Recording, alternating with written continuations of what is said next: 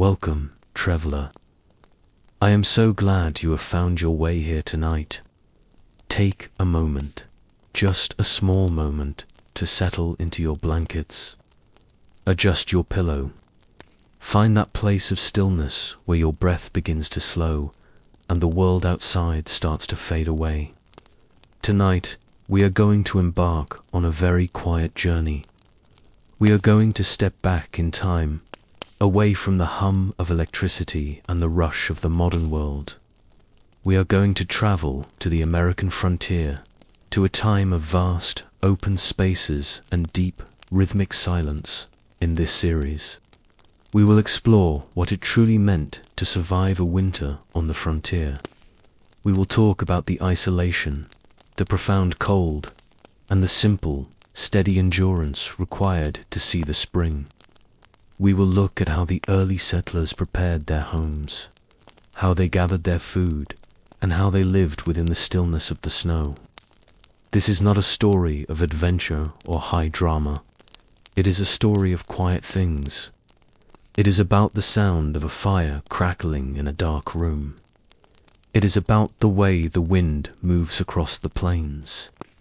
It is about the patience of waiting for the sun to rise. Tonight, in this first part, we will focus on the beginning.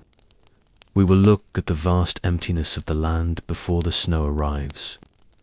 We will talk about the settlers as they first stepped onto their claims, feeling the weight of the coming season. We will listen to the first snowfall, the shortening of the days, and the way the world grows very, very quiet. Just listen to my voice. Let it be a steady, calm rhythm. There is nothing you need to do. There is nowhere you need to go. Just listen and breathe, and let the history of the winter frontier settle around you like a soft, heavy blanket. The frontier was a place of immense distance. If you were to stand on a small rise in the late 1800s, perhaps in the Dakotas or the Nebraska Territory, you would see nothing but the horizon. The grass, tall and golden in the late summer, stretched out in every direction. It was a sea of movement, swaying gently in the wind. The wind, it was a constant companion, a low, steady hum that moved across the earth, carrying the scent of dry earth and sun-baked stalks. When the settlers first arrived, usually in the spring or the early summer, the land felt full of promise. They would find their small plot of land, perhaps 160 acres, and they would look at the vastness of it. They would see the blue sky, so wide and deep, and they would feel a sense of possibility. But as the weeks passed, and the sun began to sit a little lower in the sky each evening, that feeling of possibility began to shift. It began to turn into a realization. They were alone. The nearest neighbor might be 5 miles away, or 10, or 20. In the summer, that distance felt manageable. You could ride a horse or walk across the tall grass. But as the air began to turn crisp, the distance started to feel different. It started to feel heavy. The settlers knew that soon the grass would be covered, the paths would disappear, the world would shrink until it was only the size of their small wooden cabin. Preparation was a slow, daily rhythm. It was the sound of the axe, thud, thud. The steady, repetitive labor. Wood had to be gathered. Not just a little wood, but mountains of it. Oak, maple, hickory, or whatever the land provided. The logs had to be split and stacked. They had to be stacked near the door, so that when the snow was waist deep, a person wouldn't have to wander too far to find fuel for the hearth. Think of the wood, the way it felt in the hands, rough, dry and solid. The smell of the sawdust falling onto the cold ground. The settlers would stack the wood in long, neat rows. They would look at the pile, and then they would look at the sky, and they would go back to work, adding more. They were building a wall against the cold. They were stacking up hours of warmth, one log at a time. Inside the cabin, the work was just as steady. The walls were often made of logs, with the gaps filled with mud or moss or dried grass, a process called chinking. As the autumn winds grew colder, the settlers would go around the cabin, feeling for drafts. They would find a small hole where the wind whistled through, and they would carefully pack it with fresh mud. They were sealing themselves in. They were creating a small, safe pocket of air in the middle of a vast, cooling world. The windows were small. Glass was precious and difficult to transport. So many cabins had only one or two tiny panes. Sometimes they were just openings covered with oiled paper or heavy cloth. Through these small openings, the settlers watched the light change. In September, the light was golden and long.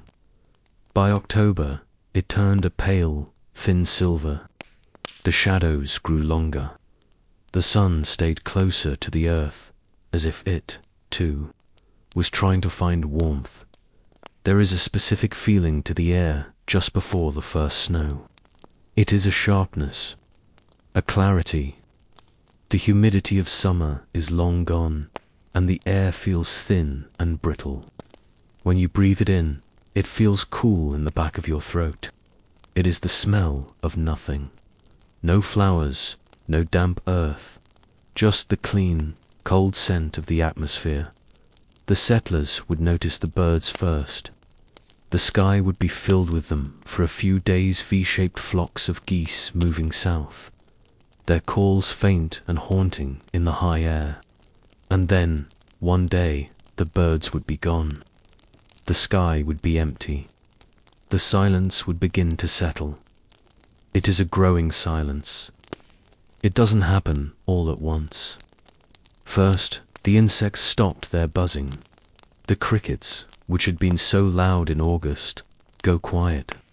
Then, the wind changes its tone. In the summer, the wind rustles the leaves in the grass with a soft, shushing sound.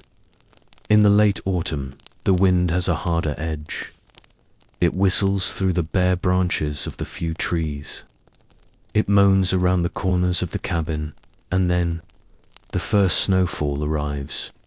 It usually starts in the late afternoon, or perhaps in the middle of the night while the family is asleep. It is not a storm, not yet. It is just a few flakes, small, white specks drifting down through the grey light. They are so light that they don't seem like they could ever cover the earth. They settle on the dark wood of the cabin. They settle on the dry, brown grass. They disappear at first, melting into the ground. But then the ground cools. The flakes begin to stay. Imagine being inside that cabin during the first snow. The fire is low in the hearth. The only light comes from the orange glow of the embers, and perhaps a single tallow candle on the table. The room is small, perhaps only 12 feet by 14 feet. The air near the floor is cold, so you keep your feet tucked up. You listen. You hear the wood in the fire settle, click, pop. A small shift of the logs.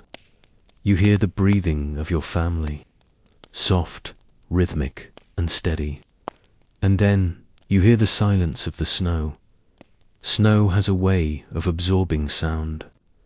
As it begins to layer upon the roof and the ground, the world becomes muffled. The sharp edges of noise are smoothed over. The wind still blows, but it sounds distant, as if it is happening to someone else, somewhere else. The cabin feels smaller, but it also feels safer. The walls are thick. The roof is heavy. You are inside, and the winter is outside. The first snowfall is a turning point. It is the moment the settlers realize that the preparation time is over. Whatever wood has been stacked is what they have. Whatever grain is in the barrel is what they will eat. Whatever warmth they have kept inside is what must last them until the thaw. The days grow shorter and shorter. The sun rises late, a pale yellow disk that barely clears the horizon before it begins its descent again. By 4 in the afternoon, the shadows are stretching across the white landscape. By 5, the world is bluer deep, cold, twilight blue. The settlers lived by this light. They rose with the sun, and they retreated to their beds shortly after it set. To burn a candle or a lamp was to use up precious resources, so they learned to live in the dimness. In the dimness, your other senses sharpen. You become very aware of the sounds of the house, the way the heavy timbers creak as the temperature drops, creak the slow, long groan of wood against wood. It isn't a scary sound. It is the sound of the house breathing. It is the house adjusting to the weight of the snow on the roof. The snow on the roof is a good thing. It acts as insulation. A thick layer of snow keeps the heat of the fire from escaping through the shingles or the thatch. The settlers would watch the ceiling, looking for the small damp spots that meant the heat was rising too fast. They wanted the snow to stay. They wanted to be buried just a little bit in the white quiet. Outside, the landscape has transformed. The brown grass is gone. The fences, if there were any, are half buried. The world is a study in white and grey. If you were to step outside, the cold would hit you instantly, not as a pain, but as a presence. It is a weight on your chest. It freezes the tiny hairs in your nose. When you speak, your breath forms a thick, white cloud that hangs in the air for a moment before drifting away. You walk to the woodpile. The snow crunches under your boots. Crunch, crunch, crunch. It is a dry, metallic sound. The snow is so cold that it doesn't stick together. It is like fine, white sand. You pick up a log. It is freezing to the touch, the bark rough and frozen. You carry it back to the cabin, the wind tugging at your coat, and you feel the immense relief of the warmth as you step back over the threshold. The warmth of the cabin is a specific kind of warmth. It is not even.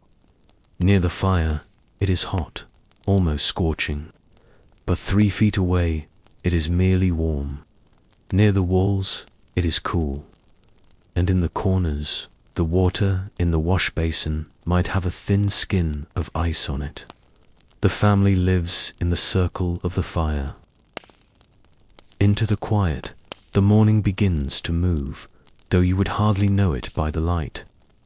The grey of the early hour is so pale, so thin, that it seems more like a fading of the dark than the arrival of the sun. Inside the cabin, the stillness of the night remains, but it has changed. It has become a cold stillness. The fire that was so bright when you fell asleep has retreated. It is now just a bed of soft, grey ash with a single, deep, red eye peering out from the center. The air in the room is heavy. It is a cold that has a weight to it. It does not just float, it sinks. It sits on the floorboards, and it curls around the legs of the table, and it waits. You lie there for a moment, under the layers of the quilts. The quilts are heavy. They are made of thick pieces of wool, of old coats and worn-out trousers that have been stitched together by hand. They press down on you with a comforting, solid weight. It is a weight that tells you where your body ends and the world begins. You feel the warmth of your own breath under the top edge of the blanket. It is a small, humid pocket of life in a room that has forgotten the heat. You know that as soon as you move, as soon as you break the seal of the covers, the cold will find you. It is waiting for that one small movement. Slowly, very slowly, you reach a hand out from the nest. The air hits your skin like a physical touch. It is a sharp, dry sensation. Your skin tightens. The tiny hairs on your arms stand up. You reach for the clothes that you left near the hearth the night before. They are cold to the touch. Even though they were near the fire, the heat has long since vanished, leaving the fabric feeling brittle and stiff. You pull the first layer under the covers with you, trying to warm it with your own body before you put it on. This is the first ritual of the morning. Everything is done in slow motion. Everything is done with the intention of saving the heat. The first layer is the wool.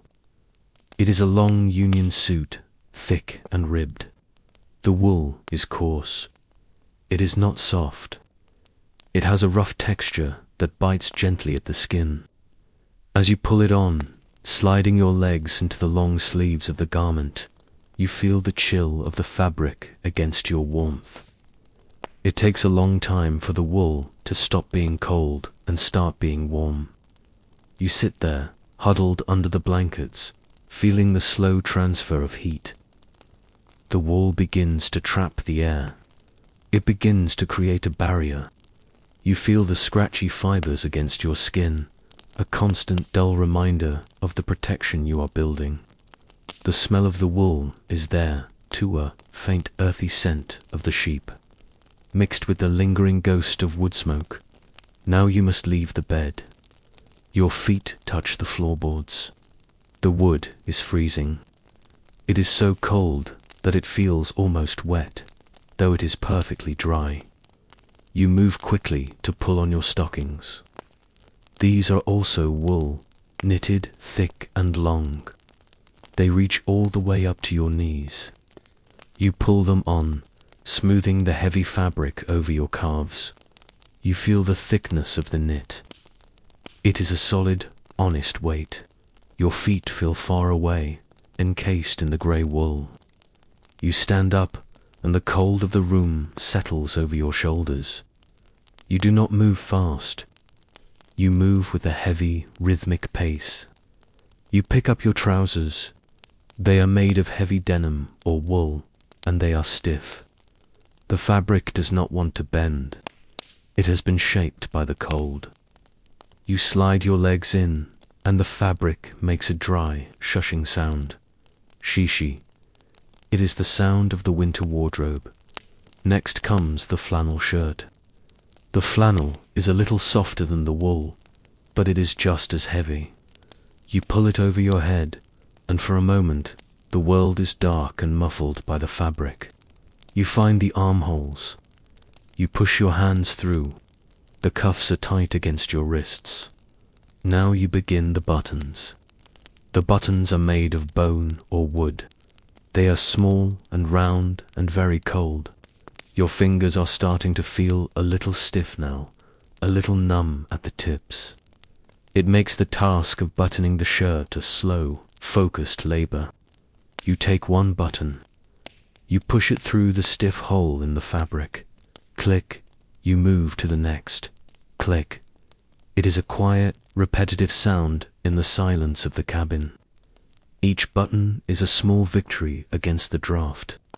Each button closes a gap where the cold might try to enter. You add a waistcoat now. A vest made of thick wool, or perhaps a tanned leather. It adds another layer of pressure to your chest. You feel the layers stacking up. You feel your body becoming thicker, broader. You are no longer a nimble thing. You are becoming a solid object. You are building a shell. You can feel the weight of the clothes on your shoulders. It is a constant, downward pull. It reminds you that you are carrying your protection with you. You move your arms, and you feel the resistance of the fabric. It takes more effort to lift your hand to your head. It takes more effort to bend at the waist. Every movement is a choice. Every action is measured against the energy it will take to complete it. Now come the boots. You sit on a small wooden stool near the hearth. The boots are made of heavy, oil-tanned leather. They are tall, reaching mid-calf. They look like stones sitting on the floor. You pick one up. It is heavy. The leather is hard from the cold. It does not give when you press it. You slide your foot, already thick with the wool stocking, into the boot. It is a tight fit. You have to push, using the weight of your leg to force your foot down into the heel. The leather groans criac. It is a slow, deep sound of protest. You pull the laces. They are thick cords of leather. You wrap them around the brass hooks, pulling them tight, feeling the leather pull in around your ankle. You tie the knot. You do the same with the other foot. Now, when you walk, your footsteps are different. They are no longer the soft padding of a person in a house. They are the heavy, rhythmic thuds of a person prepared for the world.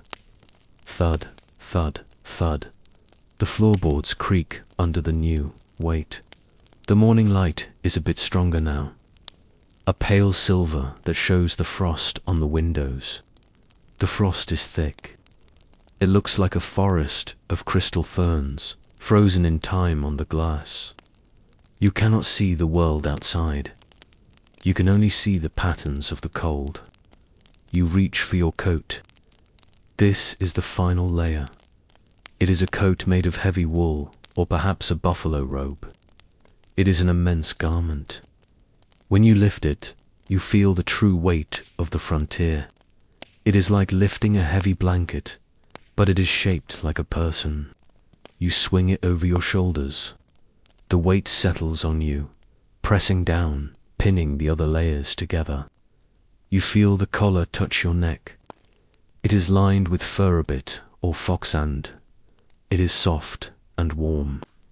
You wrap the coat around you. It is so thick that your arms hang slightly away from your body. You are a shape of fabric and fur. You stand there for a moment, just breathing.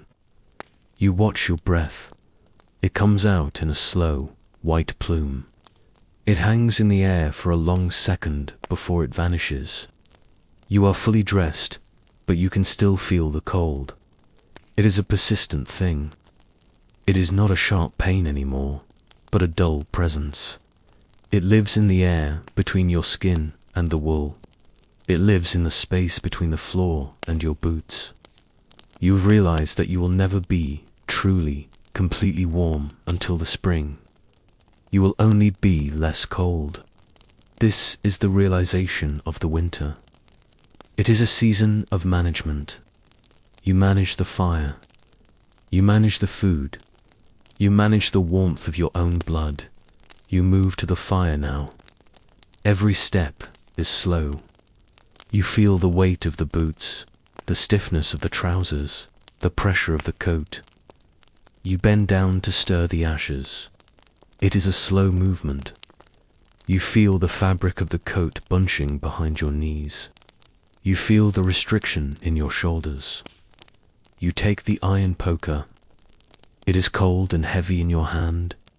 You stir the grey ash, looking for the glow. Scrape, scrape. The sound of the iron against the stone hearth is sharp in the quiet room. You find the red ember. You place a small piece of kindling on it. You wait.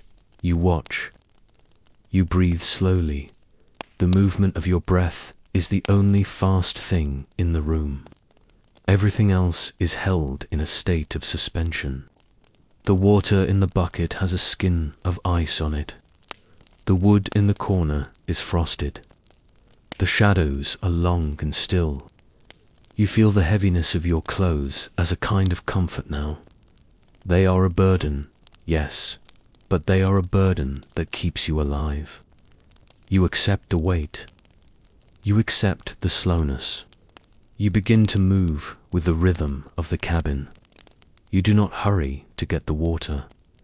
You do not hurry to start the meal. You move with a steady, monotonous grace. You think about the layers. You think about how many people it took to make these clothes. The person who sheared the sheep. The person who spun the wool. The person who wove the fabric. The person who stitched the seams. You are wearing a history of labor. You are wearing the work of many hands. This thought is a quiet one. It is a slow thought that matches the pace of the morning. You feel a sense of gratitude for the heaviness. In a world that is trying to turn everything to ice, the weight of the wool is a solid, stubborn fact. It is a refusal to be cold. You walk to the window. You take your thumb and press it against the frost on the glass. The warmth of your skin melts a small, circular hole. For a few seconds, you can see out. You see the white world. The snow is piled high against the log walls. The skies are flat, even grey. There is no wind yet, but the air looks frozen. The trees are black skeletons against the white. The silence of the outside comes through the glass, even though you cannot hear it. It is a visual silence. Then, the hole you made begins to freeze over again. The frost creeps back in from the edges. The ferns of ice grow back, reclaiming the space. The morning moves on, step by heavy step, into the long, white quiet of the day. And as the light grows a fraction stronger, your thoughts turn toward the nourishment of the body. In the deep winter, eating is not a matter of pleasure or of variety. It is a matter of fuel. It is the slow, deliberate act of feeding the internal fire that keeps the blood moving through your limbs. You move toward the back of the cabin where the stores are kept. This area of the room is even colder than the hearth. A place where the shadows seem to have a physical weight, protecting the precious barrels and sacks that hold the remains of the summer. You reach for the lid of the large wooden barrel. It is heavy, made of thick oak staves bound with iron hoops. When you lift it, the wood gives a dry, hollow groan. Inside is the flour, the fine, white dust of the wheat that was harvested when the world was green. You take a tin scoop, and as you push it into the flour, it makes a soft, muffled sound. SSSS-HHH-T. It is the sound of plenty, but a plenty that must be guarded. You measure out the flour with a slow, steady hand. You do not spill a single grain. In the winter, every speck of flour is a moment of life. You look at the whiteness of it in the dim light, and it reminds you of the snow outside. But this whiteness is warm. This whiteness is the promise of strength. Next you move to the salted meat. It is kept in a smaller crock, buried deep in a heavy brine of salt and water. You reach in, your fingers feeling the sudden, stinging cold of the salt water. You find a piece of pork, a solid, grey-white block of fat and lean. The salt has transformed the meat, making it hard and dense, preserving it against the decay of time. You lift it out, and the brine drips back into the crock with a slow, rhythmic splashing sound. Drip, plip, drip. You place the meat on a wooden board. It is as cold as a stone. You take a knife and begin to slice it. The blade moves slowly through the salt-hardened fibers. It is a repetitive motion. Slice, slide, slice. You are cutting thin ribbons of salt and energy. These will go into the pot to soften, to release their hidden warmth into the water. The water in the iron kettle is beginning to hum. It is a low, vibrating sound that you feel in the floorboards before you hear it in the air. You add the meat, and then you reach for the dried vegetables. There are strings of dried corn hanging from the rafters, looking like shriveled golden beads. There are sacks of dried beans, hard and smooth like pebbles gathered from a frozen stream. You take a handful of the beans and let them fall into a tin bowl. They make a bright, rattling noise. Clatter, clatter, clack. It is the sound of the harvest, echoing in the winter. You pick through them, removing any small stones or bits of chaff, your fingers moving with a slow, meditative precision. There is no hurry. The beans will take hours to soften. The fire will take hours to cook them. The day will take hours to pass. You sit by the fire as the pot begins to simmer. The smell begins to fill the small room. It is a simple smell for salt of the pork, the earthy sweetness of the corn, the starchy scent of the beans. It is a smell that means safety. It is a smell that pulls the family toward the center of the room. One by one, they emerge from their layers of quilts, moving with the same heavy, slow-motion grace that you have adopted. No one speaks much. The morning is too quiet for words. The air is too cold to waste breath on anything that is not necessary. Instead, there is the sound of footsteps, the heavy thud-thud of boots on the wood and the sound of the fire, which has now found its rhythm, crackling and popping as it devours the oak logs. You prepare the table. It is a simple board of pine, worn smooth by years of use. You set out the tin plates. They are dull and scratched, reflecting the firelight in soft, distorted patches of orange. You set out the spoons, some made of wood, worn thin at the edges, some made of heavy pewter. As the spoons touch the tin plates, they make a thin, ringing sound. Ting, ting. It is a lonely sound, but it is a familiar one. It marks the boundary of the meal. You take the ladle and begin to serve. The stew is thick and pale, a humble mixture that has been forged by the heat of the hearth. You pour it into the bowls, and the steam rises up in a thick, white cloud, momentarily obscuring your vision. The warmth of the steam hits your face, and for a second, the chill of the cabin retreats. The family sits. You feel the presence of the others around the table, the warmth of their bodies, the sound of their steady breathing. You pick up your spoon. It feels heavy in your hand, the wood polished by the oils of 1,000 meals. You take the first bite. It is hot, so hot that it burns the roof of your mouth, but it is a welcome burn. It is a heat that you can feel traveling down your throat, settling in your chest, spreading slowly out toward your cold fingers and toes. You chew slowly. The meat is still a bit tough. The beans still have a slight firmness, but you do not mind. The act of chewing is a way of being present. You feel the texture of the food. You taste the salt. You taste the sun that grew the corn. There is a deep silence during the meal. It is not an uncomfortable silence. It is the silence of shared endurance. Everyone is focused on the act of eating. You hear the soft clink of the spoons against the tin. You hear the slow, rhythmic sound of chewing. You hear the occasional slurp of hot liquid. These are the sounds of survival. They are the sounds of a small group of humans holding on to their lives in the middle of a vast, frozen emptiness. You look at the person sitting across from you. Their face is illuminated by the fire, the shadows dancing in the hollows of their cheeks. You see the steam from their bowl rising up to meet the steam from yours. In this moment, the cabin feels very small, but it also feels very strong.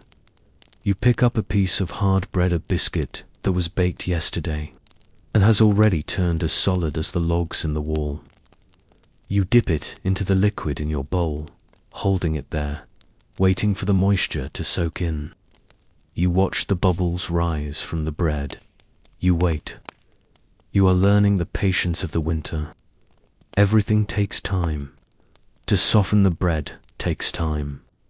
To warm the room takes time. To reach the spring takes time. You bite into the softened edge of the bread. It is dense and filling. It tastes of the earth. You savor it, making the single piece of bread last as long as possible. You do not waste a crumb. You use your finger to gather the last bits of flour and salt from the bottom of the bowl as the meal nears its end. You feel a change in your body. The heaviness of the clothes no longer feels like a burden. It feels like an anchor. The warmth from the food has met the warmth of the wool, and for the first time since you woke up, the deep chill in your bones begins to recede. It doesn't go away entirely, it is still there, lurking in the corners of the room, but it is held at bay. You feel a slow, drowsy contentment. The fire is glowing, the stomach is full, and the walls are holding. You lean back slightly in your chair, the wood creaking under your weight. You take a tin cup of water that has been warmed on the edge of the hearth. It isn't tea or coffee, those are luxuries for another day, but the warm water is sweet and clean. You sip it slowly, feeling the heat of the tin against your lips. You look around the room. The light is still grey, but it has a different quality now. It is the light of the midday, the brightest the world will be today. You see the jars of dried fruit on the high shelf, the apples and berries that were picked in the late summer heat. They look like dark jewels in the dimness. You think about the effort it took to dry them, the hours spent slicing and hanging them in the sun. You think about the cellar beneath the floorboards, where the potatoes and turnips are buried in the cool earth, waiting their turn. The cabin is a vessel, packed with the energy of the past, slowly releasing it to get you through the future. The fire pops, sending a single spark dancing out onto the hearthstone. You watch it as it glows for a second and then turns to a tiny speck of black ash. The silence returns, deeper than before. The meal is over, but no one is in a hurry to move. To move is to go back to work, to the woodpile, to the mending, to the endless task of tending the life of the home. For now, it is enough to just sit. You listen to the wind outside. It has picked up a little, a low moaning sound that wanders around the eaves of the roof. It sounds like a restless spirit, looking for a way in. But the door is barred, and the chinking is tight. The wind can only sing its cold song. It cannot enter. You find yourself staring into the embers of the fire. The red glow is hypnotic. It pulses with a slow, steady rhythm, like a giant heart beating beneath the ash. You think about the cycle of the food, how the rain and the sun became the grain, how the grain became the flour, and how the flour is now becoming the warmth in your blood. It is a simple, beautiful chain of life. In the winter, you are very close to this chain. You cannot ignore it. You are a part of the land, even when the land is hidden under 3 feet of snow. You are the land's way of staying awake during its long sleep. The quiet in the room is profound. You can hear the tiny tick-tick-tick of the cooling metal of the pot as it is moved away from the main flame. You can hear the soft rustle of someone shifting their weight on a bench. You can hear your own heart, a steady, muffled drumbeat in the center of your chest. You feel a deep sense of connection to the people in the room, even without words. You are all doing the same thing. You are all waiting. You are all enduring. You are all part of the same slow story. The day moves softly toward the dark, and the blue hour begins to settle over the frontier. It is a time when the world outside loses its shape and becomes a single, vast shadow of deep indigo. The snow, which was so bright at noon, now drinks in the fading light, turning a cold, ghostly violet. Inside the cabin, the transition is just as profound. The small windows, once portals to a grey world, now become mirrors, reflecting only the flickering orange of the hearth against the blackness of the glass. You move through the room, performing the final rituals of the day. You check the latch on the door one last time. You feel the heavy iron bar, cold and solid, as you drop it into its wooden brackets. Thunk, it is a final sound. It means that the world is locked out, and you are locked in. There is no one else coming tonight. There is nowhere else to go. The darkness in the corners of the room begins to grow. It is not a frightening darkness, but a heavy one. It feels like another layer of insulation, a thick velvet that absorbs the sound of the wind. You prepared the beds. The bed is a large wooden frame filled with a mattress of dried straw or corn husks. As you press your hand into it, it makes a dry, rustling sound. Crinkle scrunch, crinkle scrunch. It is the sound of the autumn fields hidden away beneath the quilts. You smooth the surface of the mattress, feeling the lumps and the hollows. You know where your body will fit. You know the exact shape of the space you will inhabit for the next 12 hours. The blankets are the most important part of the night. You layer them one by one. First, a sheet of heavy, unbleached cotton. Then, the wool blankets rough thick and smelling of the cedar chest. And finally, the quilts. These quilts are the history of your family. You recognize the fabric from a dress you wore 3 summers ago, a scrap of a shirt that belonged to a grandfather, a bit of flannel from a baby's gown. They are stitched together with tiny, careful movements, thousands of stitches holding the pieces against the cold. You pile them high until the bed looks like a mountain of fabric. You know that when you climb under them, the weight will be immense. It will press the air out of your lungs for a moment, pinning you to the straw, holding you still. You look at the fire. This is the moment of the greatest anxiety, though it is a quiet, constant anxiety that you have learned to live with. You must bank the fire for the night.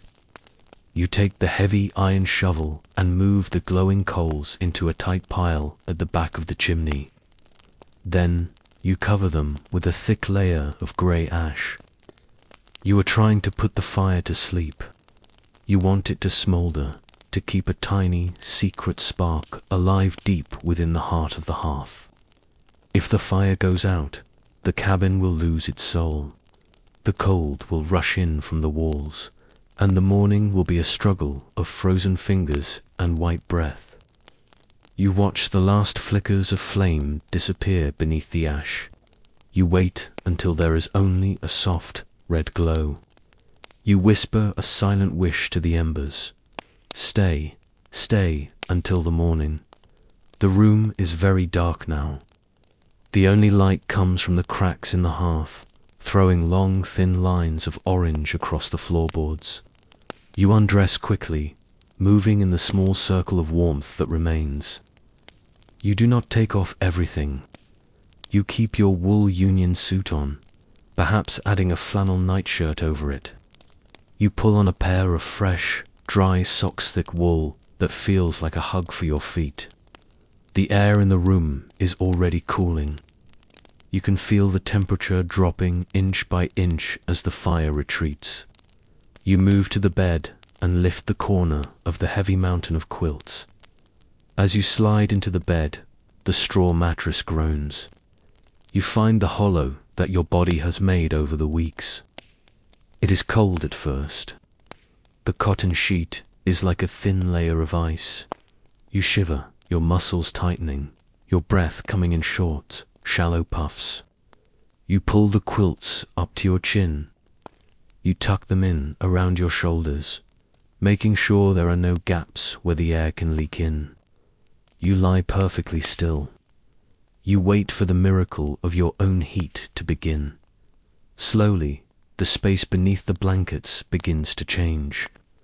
The wool starts to catch the warmth of your skin. It holds the heat, reflecting it back to you. The shivering stops. Your muscles begin to loosen. You feel your toes start to tingle as the blood returns to them. The weight of the quilts is a comfort now. It feels like the hand of a giant, holding you safe against the earth. You are in a small, private cocoon of warmth, a tiny island of life in a frozen ocean. The rest of the family joins you. In the frontier winter, you do not sleep alone if you can help it. You sleep close together, sharing the heat of your bodies. You feel the weight of another person settling into the mattress beside you. You feel the warmth of their shoulder against yours. You hear their breaths, low, rhythmic, and steady. In, out, in, out. It is a communal breathing. It is the sound of the house surviving. You don't need to speak. The touch of a hand or the pressure of a back is enough. You are all part of the same pulse. Outside, the wind has found its voice. It is a long, low whistle that rises and falls in a mournful cadence. You listen to it as it hits the logs of the cabin. You can hear the wind searching. It tries the corners. It tries the chimney. It tries the gaps in the door. It makes a sound like a physical weight, a heavy hand pressing against the wood. Hoo-woo, hoo-woo. You feel the cabin shudder, slightly under a particularly strong gust. The timbers creak, cree-ick-snap. It is the sound of the wood contracting in the cold, or the roof resisting the pressure of the snow. You are not afraid. You know the cabin is strong. You know the logs are thick. You listen to the wind as if it is a story being told in a language you almost understand. The hours of the night are very long. In the summer, the night is a short breath between days. In the winter, the night is a journey. You wake up in the middle of it, though you do not know what time it is. The room is silent, except for the wind and the breathing. The red glow of the hearth has faded almost to nothing. The air above the blankets is sharp and freezing. You can feel the cold on your nose and your cheeks. It feels like a thin, cold veil resting on your face. You pull the quilt up a little higher, so that only a tiny opening remains for you to breathe. You lie there in the dark, and your mind begins to wander. You think about the woodpile outside. Is it enough? You think about the cow in the small sod lean-to, her breath making clouds in the dark, her coat thick with frost. You think about the miles and miles of empty snow that lie between you and the next house. The isolation is a physical thing now. It is a vast, white silence that stretches out to the horizon in every direction. You are a small, warm point in the center of an infinite cold. But you are not lonely. The silence is too deep for loneliness. It is a profound stillness that invites you to be still as well. You listen to the sounds of the night, the snow. Sometimes you can hear the snow hitting the walls. It is a dry, sandpaper sound. SSSS, SSS, SS. It is the sound of a million tiny ice crystals being driven by the wind. The ice, you hear the distant crack of the creek freezing deeper. It is a sharp, booming sound that carries through the frozen earth and up into the floorboards of the cabin. Crack boom, it sounds like a gunshot in the distance. But it is just the water turning to stone. The house continues to breathe. A floorboard settles. A rafter groans. A piece of bark falls off a log and hits the floor with a tiny tap. You find yourself focused on the fire. Even through the blankets, even with your eyes closed, you are aware of the hearth. You are listening for the sound of a log rolling over. You are waiting for that moment when you will have to get out of the warm nest to feed the spark. You dread it, but you also look forward to it. It is the only thing that breaks the monotony of the dark. Eventually, the time comes. You feel the cold in the room reaching a point where you can no longer ignore it. You slide out from under the quilts. The transition is brutal. The air hits your warm body like a plunge into cold water. You move quickly, your feet finding the cold floorboards. You stumble toward the hearth, your hands reaching out in the dark. You find the shovel. You move the ash. There, deep in the center, is a single, glowing coal. It is a beautiful thing, a small, angry eye of orange in the grey world. You take a handful of dry wood shavings. You blow on the coal, gently, steadily. Hoo-oo, hoo-oo, your breath carries the spark. The coal brightens. A tiny wisp of smoke rises. A small, blue flame licks at the shavings. You add a small twig, then a larger one. Then, finally, a heavy log of oak. The fire catches. It leaps up, casting long, dancing shadows against the walls. The warmth begins to radiate outward again. You stand there for a moment, your hands outstretched, soaking in the heat. Your shadow is a giant on the wall, a flickering guardian of the night. You return to the bed, your skin tingling from the brief exposure to the cold. As you slide back under the quilts, the warmth of the others is a revelation. You press against them, and the shivering subsides. The fire is safe. The cabin is safe. You have done your duty. You can return to the long, slow dream of the winter. The night continues. It feels as if it has always been night, and it will always be night.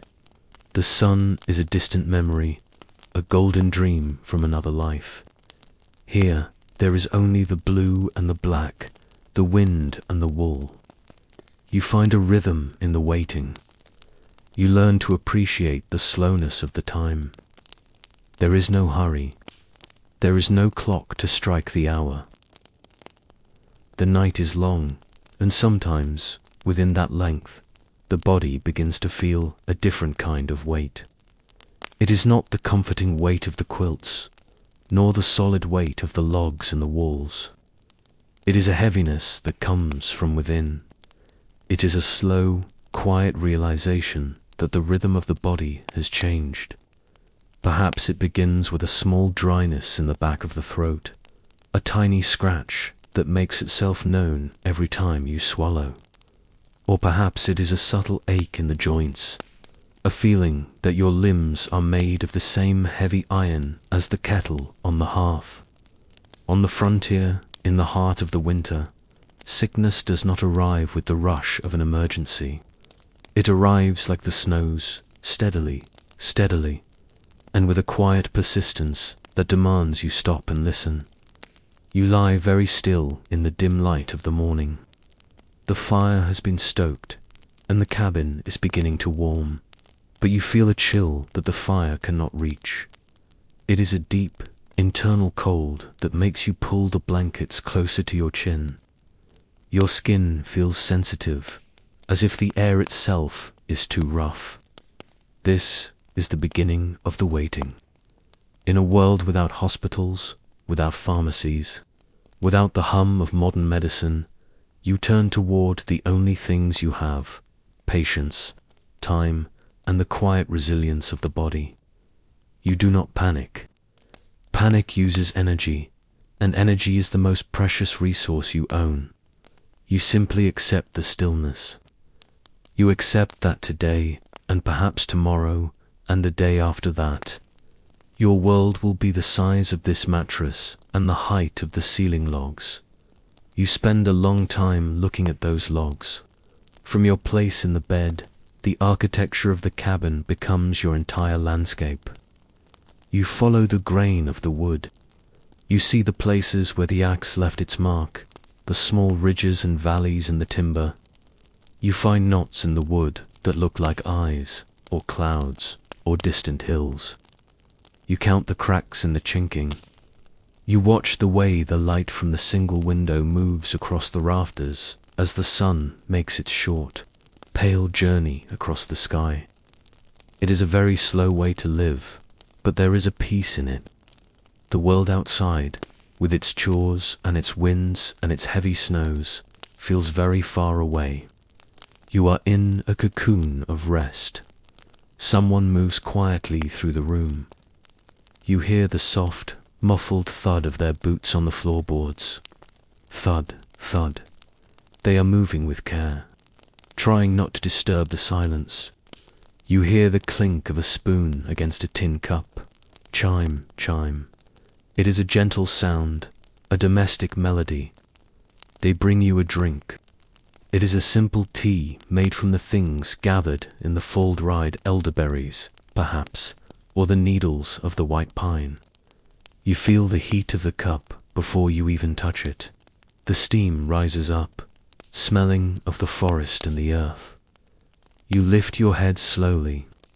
It feels heavy, as if it is a stone you are trying to balance on your shoulders. You take a sip. The tea is bitter, but it is a warm, honest bitterness. It travels down your throat, soothing the scratchiness, spreading a small glow of heat into your chest. You hold the liquid in your mouth for a moment, tasting the summer rain and the deep roots of the trees. You swallow, and you feel a tiny bit of strength return to your hands. You do not try to sit up. You do not try to talk. You simply sink back into the straw mattress, letting the warmth of the tea settle into your bones. There are no quick cures here. There is only the slow mending of the fabric of the body. You might be given a poultice, a warm cloth soaked in mustard and vinegar, placed over your chest to help you breathe. You feel the weight of it, the heat of it pulling the tightness out of your lungs. The smell is sharp and pungent, filling the air around your head. It is a smell that means care. It is a smell that means someone is watching over you while the world sleeps. You breathe in the sharp air, and you listen to the sound of your own breath. In, out, in, out. It is a little easier now. The air feels a little wider. The days blend together.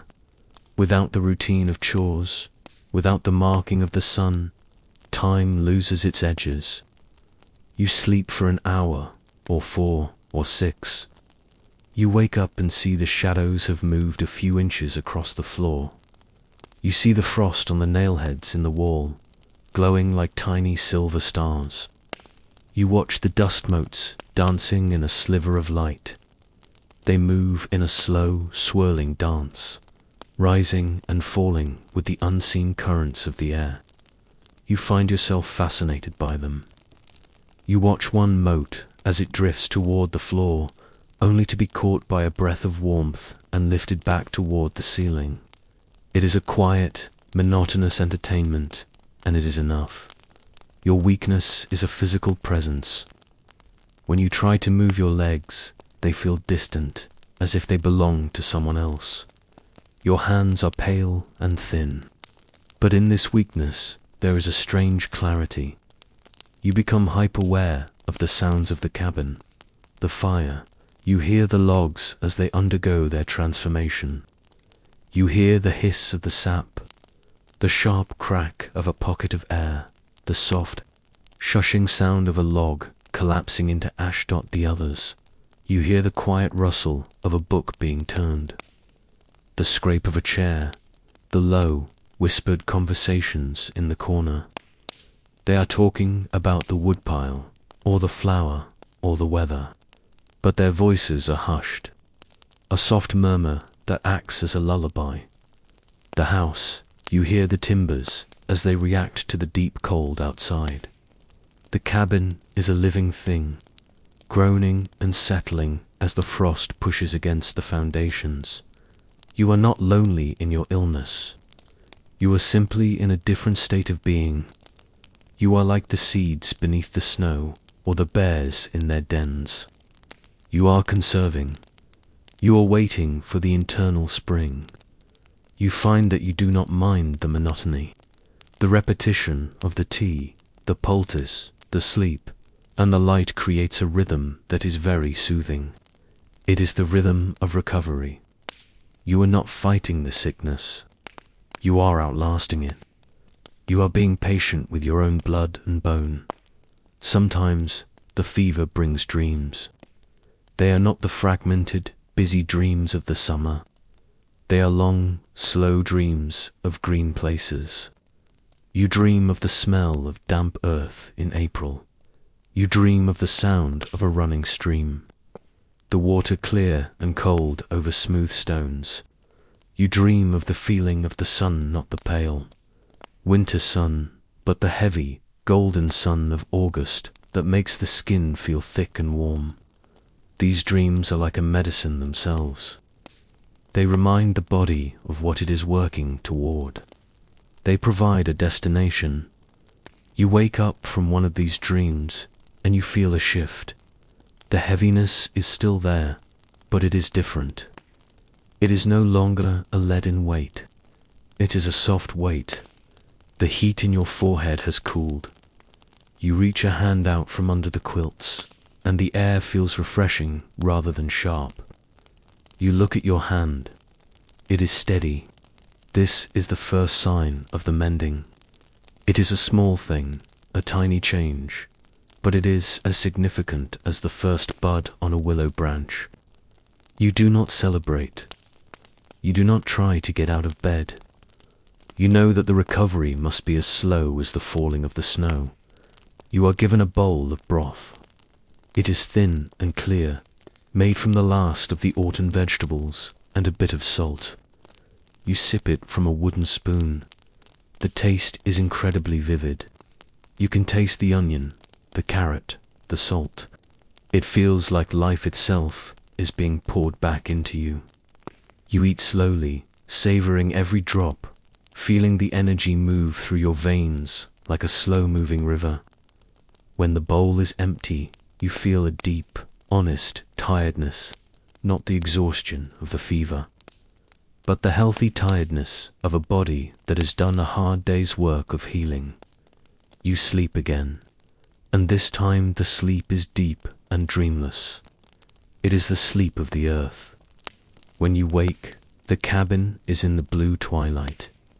The fire is a warm orange glow in the center of the room. You feel a sense of profound peace. You are still weak. You are still confined to the bed, but the crisis has passed in the silence.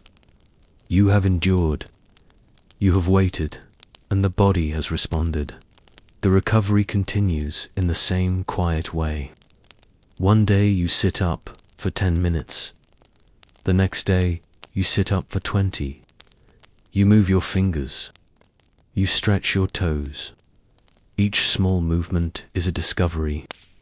You feel the strength returning in tiny pieces, like the melting of a single icicle on a sunny afternoon. There is no hurry. The winter is still long. The snow is still deep. There is plenty of time to be still. You watch the person who has been tending to you.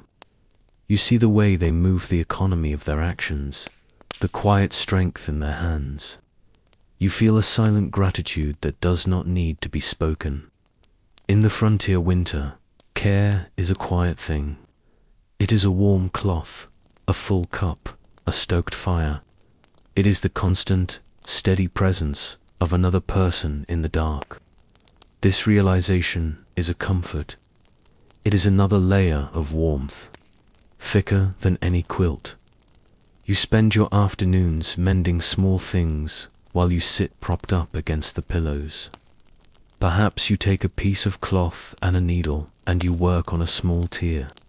The movement of the needle is rhythmic and calming. Push, pull, push.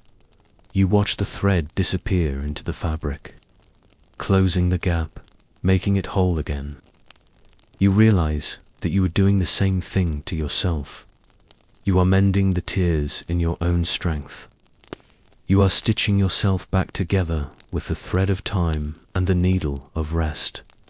The cabin remains quiet. The wind continues its long, low conversation with the chimney. The snow continues to pile up against the logs, sealing you in. But the feeling inside has changed. The heaviness of the illness has been replaced by the lightness of hope. It is a very quiet hope, a steady and modest thing. It is the hope that you will see the thaw. It is the hope that you will walk out onto the grass again. The night goes on, and you go with it into the deep and healing sleep of the winter. But even as the body mends, the mind begins to notice a different kind of quiet.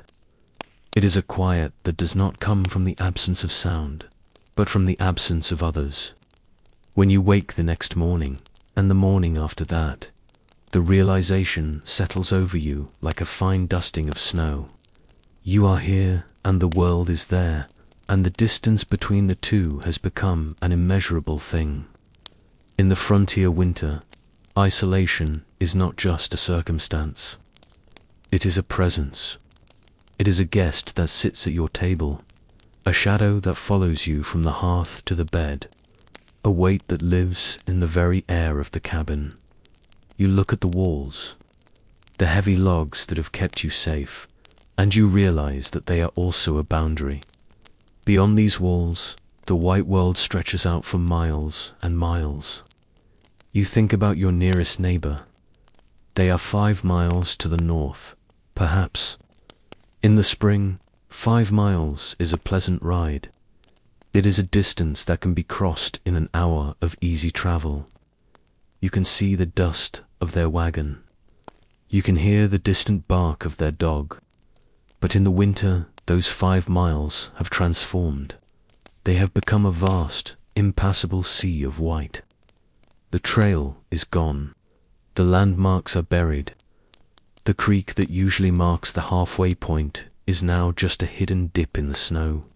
A trap for the unwary Dot. To travel those 5 miles now would be a labor of days. It would require the strength of a giant and the endurance of the wind. And so, you do not go, and they do not come. You look out the small, frosted window, and you see the horizon. It is a flat, even line of grey and white. There is no smoke rising from any other chimney. There are no tracks on the crust of the snow. There is only the emptiness. It is an emptiness so profound that it begins to hum in your ears. It is the sound of the earth being alone. It is the sound of the distance. You find yourself listening. You are not listening for anything specific, but for the possibility of a sound. You listen for the jingle of a harness. You listen for the shout of a human voice. You listen for the rhythmic thud of a horse's hooves. But the sounds do not come. The only voices in your world are the voices of the people inside the cabin. You know these voices so well. You know the exact pitch of their laughter. You know the way they sigh when they are tired. You know the rhythm of their stories. Having heard them a dozen times during the long evenings, the voices are a comfort, yes, but they also become a circle. They are a closed loop. You begin to crave a new word. You begin to crave a different inflection, a story you haven't heard, a name you haven't spoken. But the silence outside remains unbroken. You realize that you could scream into the wind, and the sound would be swallowed by the snow before it traveled 100 yards. It would be as if you had never spoken at all. The isolation is a physical barrier. It is as solid as the ice on the pond. You think about the concept of news. In the summer, news travels like the wind. A traveler stops for water and tells you of the world beyond the hills. A neighbor brings a letter from the east, the paper soft and worn from its journey. You hear of politics, of wars, of new inventions, of the movements of the world. But in the winter, the news stops. The world outside has ceased to exist as far as your senses are concerned. You do not know if the year has changed.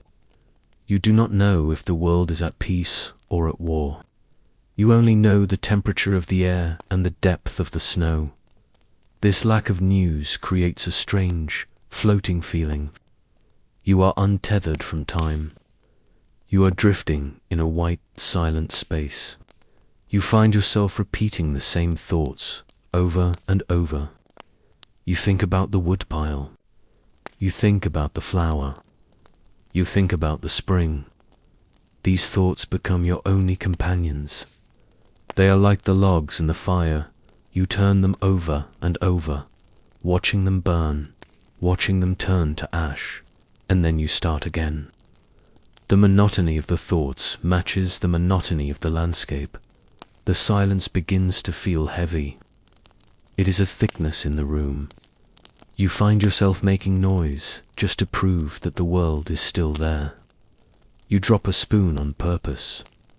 You hum a low, tuneless song. You talk to the fire as you stoke the embers. There you go. Stay bright. Keep the dark away.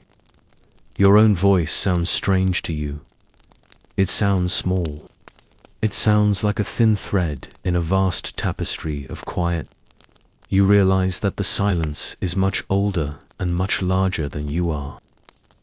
It was here before you arrived, and it will be here long after you are gone. You think about the rarity of a visitor. What would it be like if someone were to knock on the door right now? The thought is almost overwhelming. The arrival of a stranger would be like a thunderclap in a clear sky. It would be a disruption of the entire universe. You would have to remember how to speak to someone new. You would have to find new words. You would have to open your world to the outside. But the knock does not come. The door remains silent. The only thing that knocks is the wind, and it has nothing to say that you haven't heard before. The loneliness is not a sharp pain. It is not an agony. It is more like a dull, persistent ache, like the cold in your joints. It is something you carry with you, a part of your daily routine. You carry it when you go to the woodpile. You carry it when you stir the pot. You carry it when you lie down at night. It becomes a part of your identity. You are the person who is alone. You are the family in the cabin. You are the small, flickering light in the middle of the dark. You find yourself watching the horizon for hours. You sit by the window, the frost cold against your forehead, and you stare at the white line where the earth meets the sky. You are looking for a movement. A bird, a wolf, a shifting of the light, anything to prove that the world is still alive. Sometimes the light plays tricks on you. You think you see a figure in the distance, a man on horseback, moving slowly through the drifts. Your heart leaps. You hold your breath. You wait. But as you watch, the figure dissolves. It was just a shadow. It was just a trick of the sun on the ice. The horizon remains empty. The silence remains total. The isolation changes the way you think about time. In the world of people, time is measured by appointments, by meetings, by the bustle of the day. Here, time is measured by the length of the shadows. It is measured by the falling of the snow. It is measured by the silence. An hour of silence is a very long thing. A day of silence is an eternity. You learn to live within that eternity. You learn to match your pace to the pace of the quiet. You move slowly. You breathe slowly. You wait. You think about the people you left behind. You think about the towns in the east, with their paved streets and their many voices. You think about the sound of a bell ringing. You think about the smell of a crowd. They feel like memories from a different life. They feel like stories you read in a book once, long ago. You wonder if they are still there. You wonder if the world is still moving, still rushing, still making noise. Or has it all been covered by the snow? Has the entire world gone quiet? There is a strange peace in the isolation, too. It is a peace that comes from the lack of expectations. No one expects anything of you. There is no one to please. There is no one to impress. You are simply yourself in the simplest form. You are a human being, breathing and staying warm. The silence strips away the unnecessary things. It strips away the noise of the ego. You are left with the essentials: the fire, the food, the breath, the quiet. The distance between the settlements is a wall, but it is also a protection. You are safe from the troubles of the world. You are safe from the complications of society. You are in your own little kingdom, a kingdom of logs and quilts and embers. The silence is your guard. The snow is your moat. You are the king or queen of the stillness. This thought is a quiet comfort. It is a way of making the loneliness feel like a choice. You listen to the others in the cabin. You hear them moving, hear them breathing. You realize that they are your entire world. They are the only mirrors you have. You see yourself in their eyes. You hear yourself in their responses. You are bound together by the isolation. You are like a small cluster of stars in a dark sky. Without each other, you would be lost in the emptiness. The isolation makes your love for them more intense, more focused. It is a heavy, quiet love, a love born of shared endurance. But even with them, the loneliness remains. It is the loneliness of being a single soul in a vast universe. You look at the fire and you realize that you are the only one who can feel the specific way the cold touches your skin. You are the only one who can hear the specific way the wind sounds in your ears.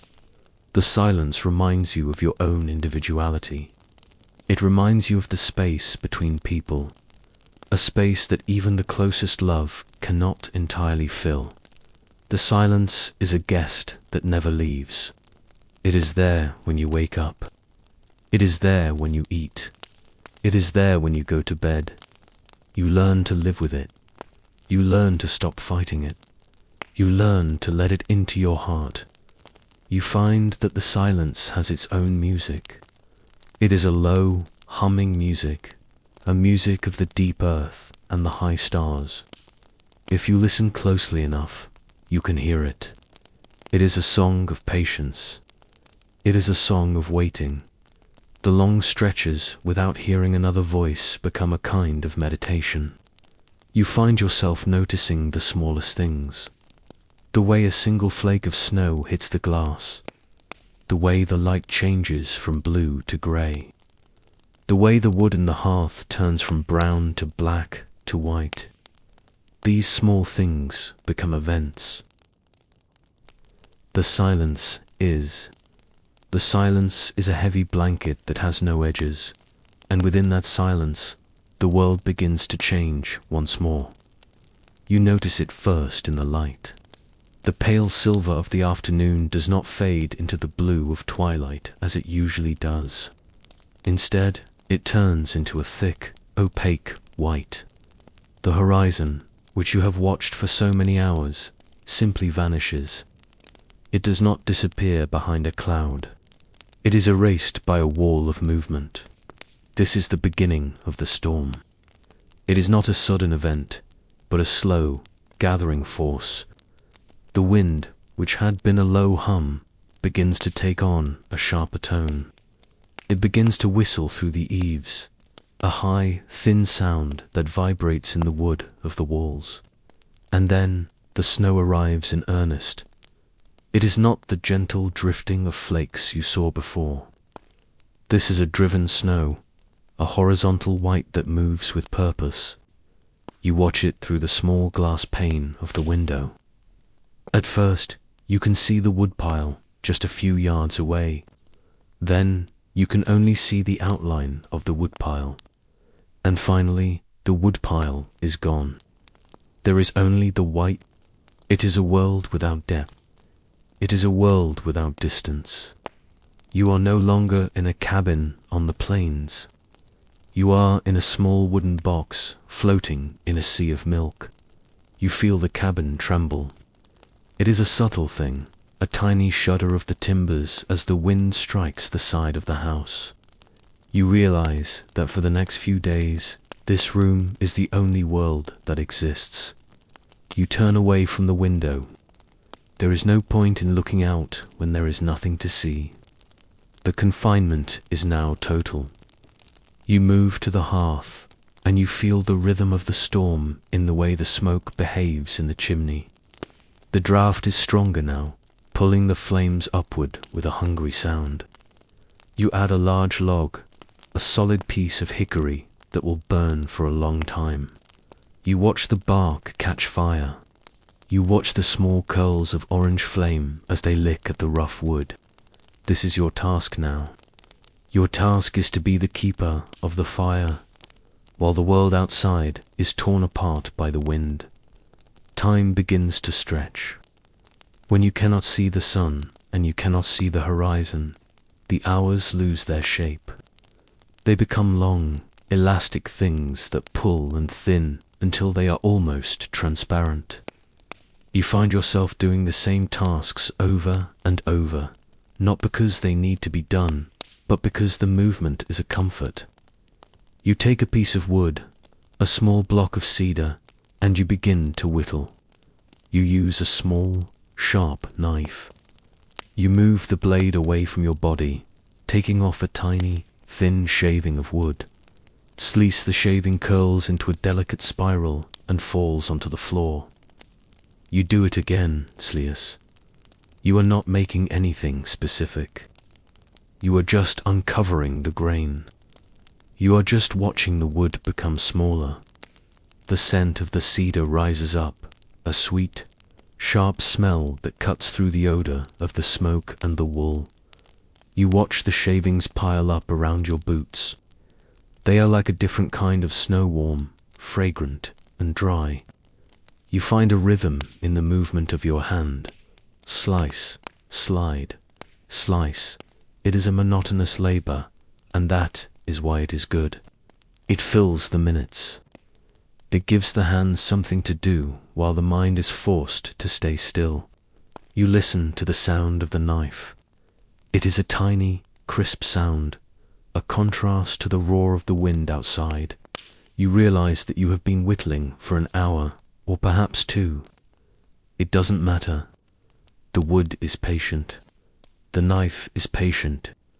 You are learning to be patient, too. You look back at the window. The snow has begun to accumulate against the glass. It starts at the corners, a soft white crust that creeps inward. You watch it grow. It is a slow, relentless movement. The drift is rising on the outside of the cabin. It has reached the bottom of the window frame. Now it is halfway up the pane. You are being buried. The light in the room changes. It becomes even dimmer, a pale, filtered glow that comes through the wall of snow. The room feels smaller now, tucked in and hidden. You feel a strange sense of peace in being buried. The snow is a cold thing, but it is also a quiet thing. It is a barrier against the wind. It is a thick, white wall that keeps the world away. The repetitive tasks continue. You take the wool carder's 2 wooden paddles with hundreds of small wire teeth. You place a clump of raw, greasy wool on one paddle, and you pull the other across it. Scritch, scritch.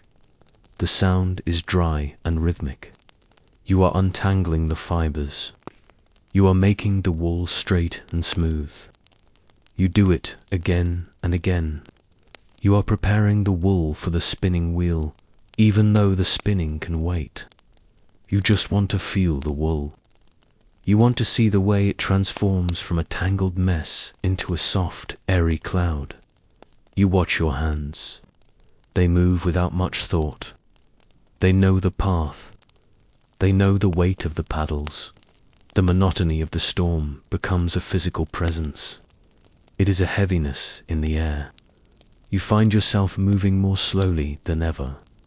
You walk across the room to get a drink of water, and you notice the way your boots sound on the floorboards, thud, thud. You notice the way the light reflects off the tin cup. You notice the way the water ripples as you pour it. Everything is amplified by the confinement. Every small detail becomes a landmark in the long, white day. You are living in the microscopic. You are finding the history of the room in the cracks of the table and the patterns of the frost. You look at the door. You know that if you were to open it, you would find a solid wall of snow. The drift has likely reached the top of the frame by now. You are in a tunnel of wood and straw. You think about the animals in the lean-to. You hope they are huddling together, their breath creating a pocket of warmth in the dark.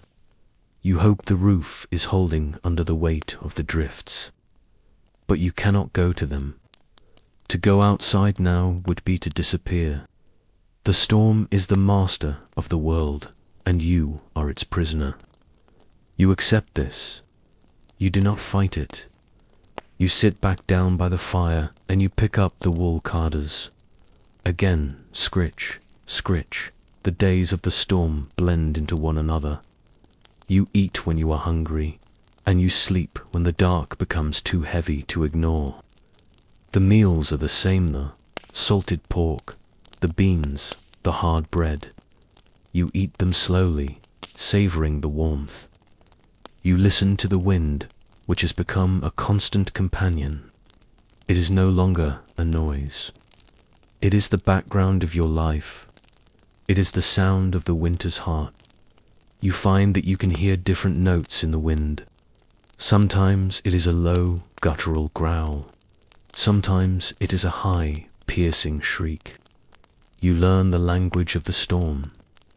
You know when it is gathering strength and when it is beginning to tire.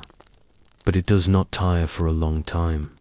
The snow continues to fall, and the wind continues to blow. You find yourself sitting in the dim light, watching the fire for hours at a time. You are not thinking of anything. You are just existing. You are a part of the cabin. You are a part of the logs. You are a part of the silence. This is the true work of the frontier winter. It is the work of staying still. It is the work of being patient. You are like the grain of the wood hidden beneath the surface, waiting for the time to grow. But for now, you are just the wood. You are just the grain. You feel the weight of time stretching. It feels like a piece of dough being pulled thin across a table. It is a heavy, slow movement. You are no longer waiting for the storm to end. You have moved past that. You are simply living within the storm. It is your environment. It is your reality. You find a quiet joy in the small routines. The way you stoke the fire. The way you fold the blankets. The way you listen to the breathing of the others. These small things are the threads that hold your world together. They are the stitches in the quilt of your life. The snow is now over the top of the window. The room is in a perpetual twilight. The only light comes from the fire. It is a warm, orange world of shadows. You watch the shadows as they move across the ceiling. They look like giants dancing in the dark. They look like the ghosts of the summer trees. You find yourself moving your hand to make the shadows change. You are the conductor of the darkness. You are the master of the small, warm space. The storm is a trial, but it is also a gift. It has stripped away everything that is not essential. It has taken away the distance, and the neighbors, and the news, and the light. It has left you with only the most basic things: the fire, the wool, the breath. You realize that you are enough. The cabin is enough. The moment is enough. You feel a deep, quiet strength growing within you. It is a strength that does not need to be used. It just needs to be there. It is the strength of the winter. You listen to the wind one last time before you close your eyes. It is still there, a great, rushing force in the dark, but it cannot reach you. You are buried in the white, You are tucked in by the snow. You are safe in the heart of the storm. You let the sound of the wind become a lullaby. You let the weight of the quilts press you down. You let the monotony of the days carry you away. The days blend together, and the mind settles into a state of emotional quiet. You have stopped counting the days. It doesn't matter if it is Tuesday or Friday, if it is January or February. The names of the days belong to a world that is not here. Here, there is only the now. There is the now of the fire, and the now of the cold, and the now of the silence. You find that you have reached a place of calm acceptance. You are not hoping for the sun. You are not despairing of the dark. You are simply being. The silence is a steady state, a condition of the world that you have come to inhabit as fully as you inhabit the cabin itself. When you wake in the morning, the transition from sleep to waking is no longer a sharp edge. It is a gradual thinning of the shadows. You do not wake with a start. You do not wake with a list of things to do. You simply open your eyes and find that the room is there, just as it was yesterday, and just as it will be tomorrow. The frost on the window pane is a little thicker, or perhaps a little thinner, but the patterns remain the same. The smell of the air is the same, a mixture of cold ash, dried herbs, and the faint, sweet scent of the wool blankets. You lie still for a long time, watching the grey light. You are not waiting for anything. You are just being. This is the mental endurance of the deep winter. It is the ability to exist within the repetition without reaching for the end. You move your hand beneath the quilts. The movement is slow, a deliberate test of the air. The air is cold, but it does not surprise you. You have learned the language of this cold. You know how it feels on your skin, and you know how to move through it. You sit up, and the straw mattress beneath you makes that familiar. Dry rustle, crinkle crunch. It is a sound that has become the soundtrack to your mornings. You reach for your clothes, and your fingers find the fabric with a memory of their own. You do not need to look. You know where the wool is. You know where the flannel sits. You know the weight of the boots. You dress with a quiet, rhythmic efficiency. Every motion is a circle. Every action is a loop. This is the first routine of the day, and it is a comfort because it is the same. There is no surprise in the weight of the boot. There is no surprise in the scratch of the wool. It is all known. It is all accepted. You walk to the hearth. The floorboards are cold, a sharp reminder of the world beneath the house. You do not hurry. You place your feet carefully, feeling the grain of the wood. You reach for the iron poker. It is heavy and cold, a solid weight in your hand. You stir the ashes, scrape, scrape. The sound is the same as it was yesterday. You find the heart of the fire, that small, stubborn glow that has survived a night. You feed it. You add the shavings, then the small sticks, then the larger logs. You watch the smoke rise. You watch the first tiny tongue of orange flame lick at the wood. This is the most important routine. It is the keeping of the spark. You do not feel hope as the fire catches. You do not feel despair if it takes a moment longer. You simply feel the quiet satisfaction of a task performed. The fire is part of the room, and you are part of the fire. As the room begins to warm, you move to the water bucket. If the storm has passed, you might step outside to the well, or you might simply melt the snow that has accumulated on the threshold. You take a heavy tin ladle and you move the water into the kettle. Splosh, glug. The sound of the water is a clean, bright thing in the quiet. You place the kettle on the crane and swing it over the heat. Now you wait. You sit in the chair by the fire. You do not pick up a book. You do not pick up a tool. You just sit. You watch the light on the wall. The sun, though you cannot see it through the clouds, is rising. You know this because the shadow of the table is moving. It is a very slow movement. It takes an hour for the shadow to cross a single floorboard. You watch it move. You follow the line of the dark wood. You are not bored. Boredom requires a desire to be somewhere else, and you have no such desire. You are exactly where you are supposed to be. The days have begun to blend together into a single, long season. You have lost the names of the weeks. You have lost the numbers of the months. There is only the time of the fire and the time of the dark. You find that your mind has grown quiet to match the landscape. The thoughts that used to race through your head, thoughts of the future, of the world in the east, of the things you wanted to build, have all slowed down. They have become like the sap in the trees outside, thick and still. You think of a single thing for a long time. You might spend an entire morning thinking about the texture of a piece of bread.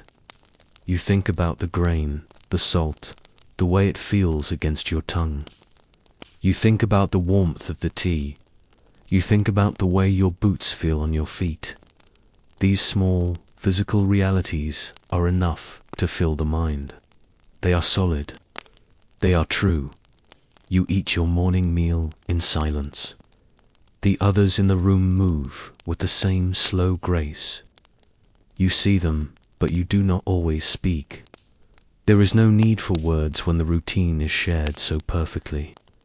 You know what they are doing, and they know what you are doing. You are like a group of clocks in a room, all ticking with the same rhythm.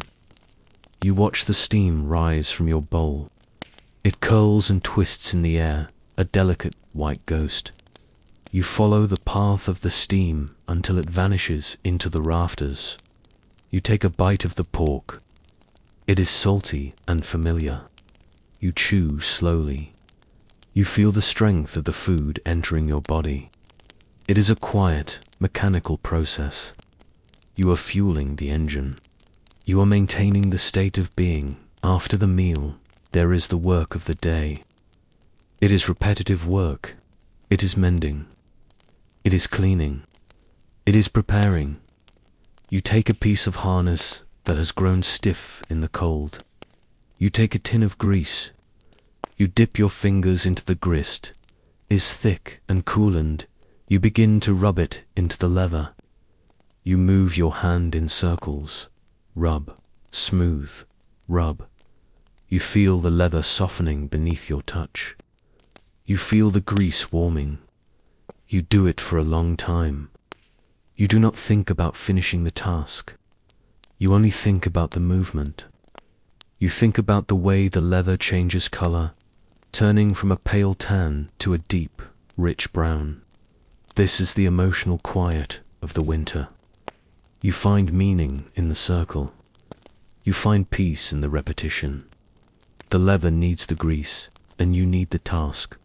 You look at your hands. They are rougher than they were in the summer. There are small cracks in the skin from the dry air and the cold. You look at the lines on your palms. They are like a map of the time you have spent here. You do not feel sorry for your hands. They are good hands. They have kept the fire. They have mended the wool. They have carried the wood. They are part of the endurance. You rub a little of the leather grease into your own skin, feeling the heaviness of the oil. It is a small act of care. It is a way of acknowledging the body that is carrying you through the dark. The afternoon arrives with a shift in the light. The grey turns to a pale, watery blue. You sit by the window and you watch the snow. The storm has stopped, but the snow is still there.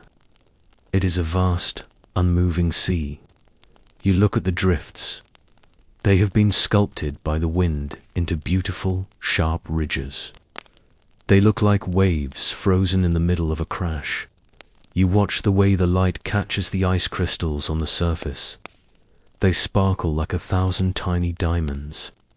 You watch a single crystal for a long time. You see the way it changes color as the sun moves. It turns from white to blue to a faint, cold pink. This is your entertainment. This is your news. The movement of the light on the snow is the only event in the world, and it is enough. You find that you no longer feel the urgency of hope. In the early days of winter, you might have looked at the sky and hoped for a thaw. You might have looked at the woodpile and hoped for an early spring. But now, that hope has been replaced by acceptance. You do not want the winter to end any more than you want the night to end. It is simply the time that it is. You have accepted the cold as a permanent condition. You have accepted the silence as a constant companion. This acceptance is not a form of despair. It is not a giving up. It is a settling in. It is the realization that you are part of the season. You are not a visitor in the winter. You are a resident. You belong to the white quiet. The days blend, and you find that you have forgotten what it feels like to be hot. The memory of the summer sun feels like a story you heard once, a long time ago. You can remember the word heat, but you cannot truly remember the sensation of it.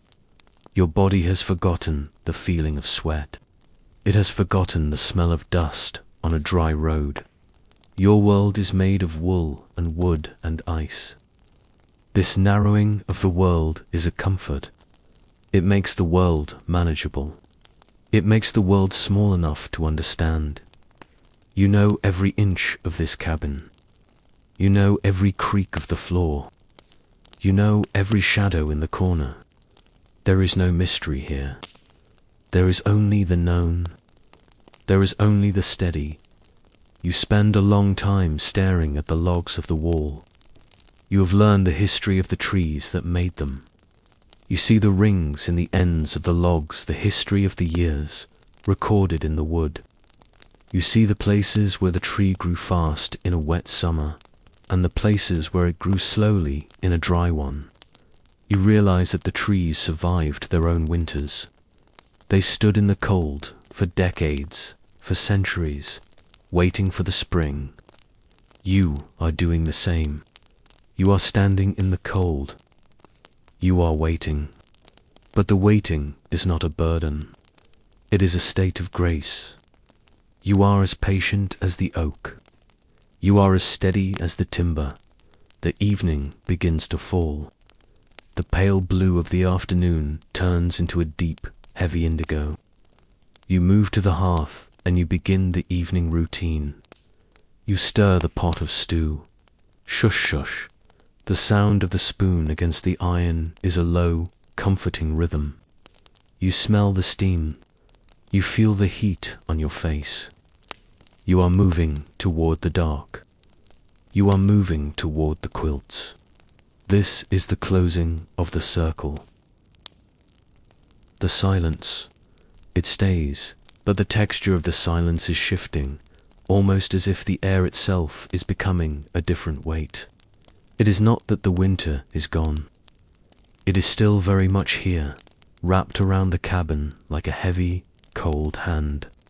The snow is still deep, piling up against the logs, reaching for the eaves of the roof. The wind still sighs through the cracks in the door. But there is a change. It is a change so small, so subtle, that you might miss it if you were not living in the quiet, if you were not watching the light every day with the same steady, monotonous gaze. It is the beginning of a weakening, a slow thinning of the season's grip. It is not an ending, and it is certainly not a victory. It is simply a shift in the rhythm. You notice it first at the window. For months, the frost has been a solid, opaque forest of white. It was a wall of crystal ferns that blocked out the world, turning the glass into a mirror for the firelight. But today, in the middle of the afternoon, the center of the frost has begun to change. It is no longer a thick, brilliant white. It is becoming gray. It is becoming translucent. If you look very closely, you can see the faint, blurry shape of the world outside through the very center of the pane.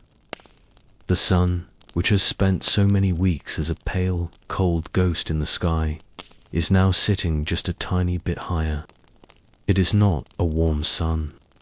It does not feel like heat on your face, but it is a persistent sun. It has found the strength to lean against the frost for a few minutes more each day. It is a slow, quiet pressure. You watch the grey patch on the glass. You watch it for an hour, or perhaps two. You see the way it slowly fades back into white as the sun begins its early descent. The frost is still there. The wall is still standing, but it has felt the light. It has begun to remember the world on the other side. This change in the light brings a change in the shadows. You have become an expert in the shadows of the cabin. You know the exact moment when the shadow of the table reaches the edge of the hearth. You know the way the shadow of the chair stretches toward the bed. For months, those shadows were long and thin, stretching across the floorboards like dark, reaching fingers. But now, they are beginning to shift. They are a little shorter. They fall at a slightly different angle. The light is hitting the room in a way it hasn't since the late autumn. You watch the shadow of the water bucket. It is a solid, dark shape on the wood. It doesn't look different to anyone else, but to you, it is a marker. It tells you that the earth is turning.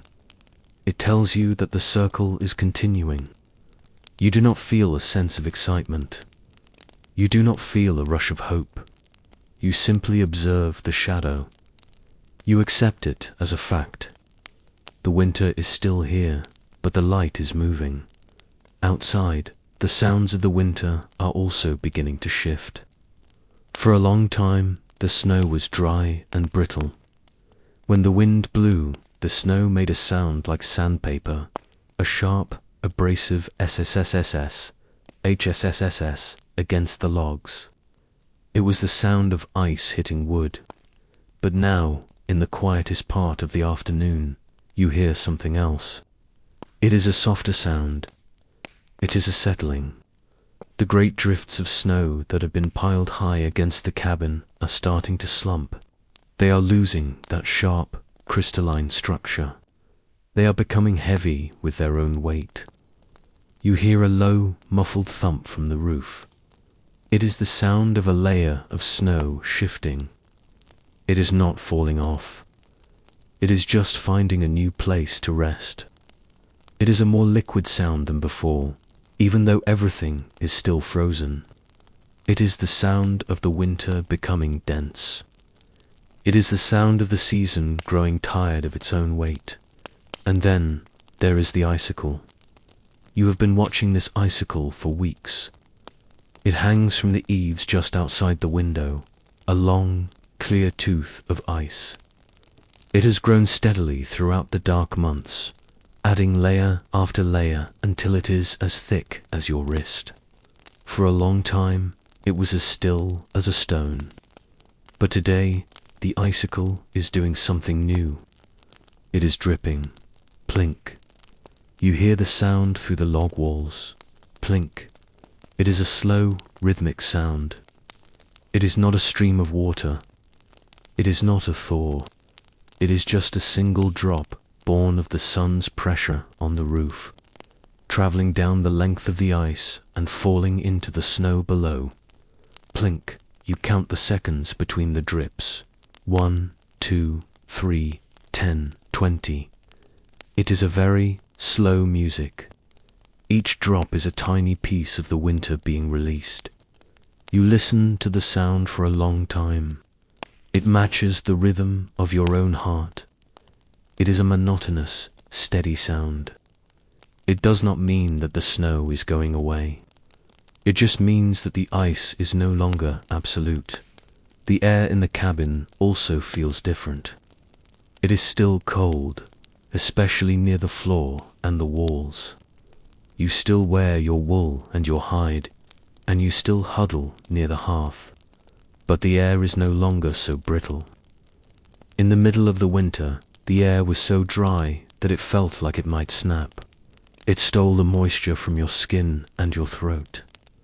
Now, there is a faint, almost imperceptible softening. There is a tiny bit of humidity in the air, perhaps from the snow settling, perhaps from the slow drip of the ice. When you breathe in, the air does not bite quite so hard. It feels a little smoother. It is a subtle change, a tiny shift in the atmosphere.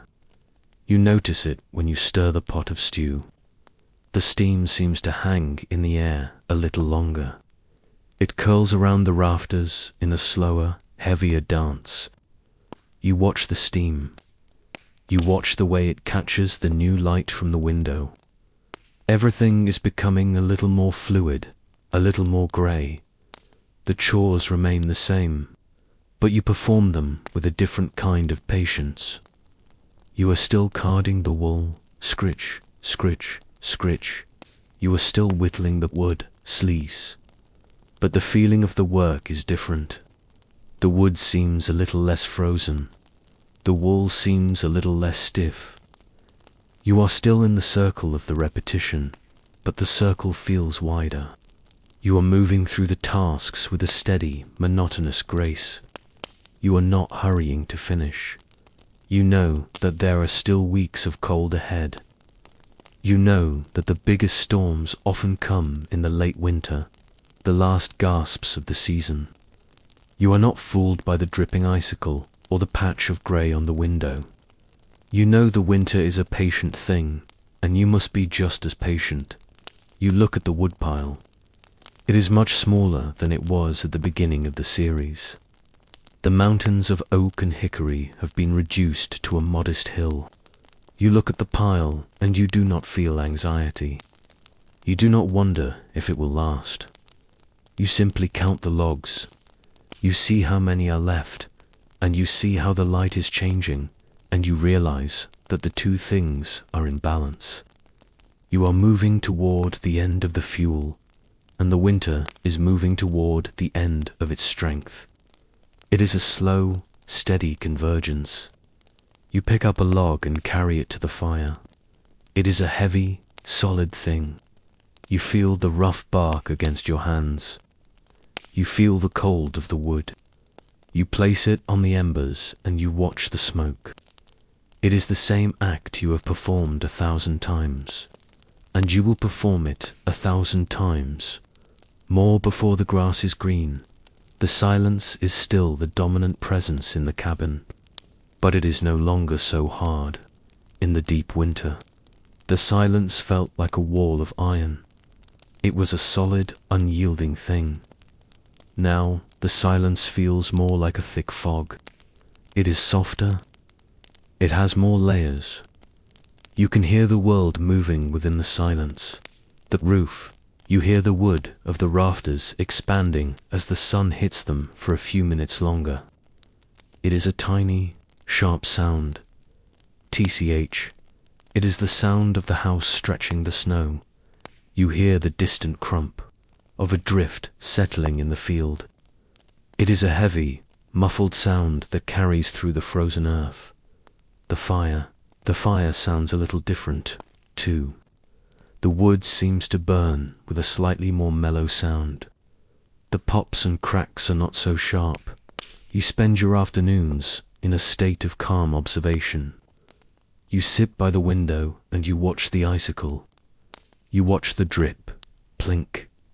You watch the way the water has carved a small, round hole in the snow crust below. The hole is dark and perfectly circular. It looks like an eye peering down into the deep, frozen layers of the world.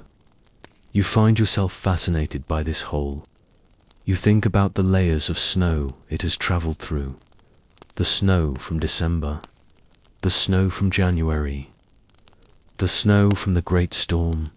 They are all there, stacked up like the pages of a book. The drip is reading the book, one page at a time. It is a very slow reading. It is a monotonous history. The emotional quiet of the cabin remains undisturbed. You do not talk about the spring. You do not make plans for the planting. You do not dream of the flowers. To do so would be to break the peace of the moment. You stay within the now. You stay within the grey light and the slow drip. You find that you have grown to love the subtlety of this time. It is a time of secrets. It is a time when the world is beginning to change, but it is keeping the change to itself. You are one of the few who knows. You are one of the few who is watching. There is a quiet pride in this. There is a sense of belonging to the landscape. You look at the others in the cabin. They are also watching. You see it in the way they look at the window. You see it in the way they listen to the roof. You are all part of the same quiet understanding. You do not need to say the winter is weakening. You all know. You feel it in the air. You see it in the shadows. You hear it in the settling of the drifts.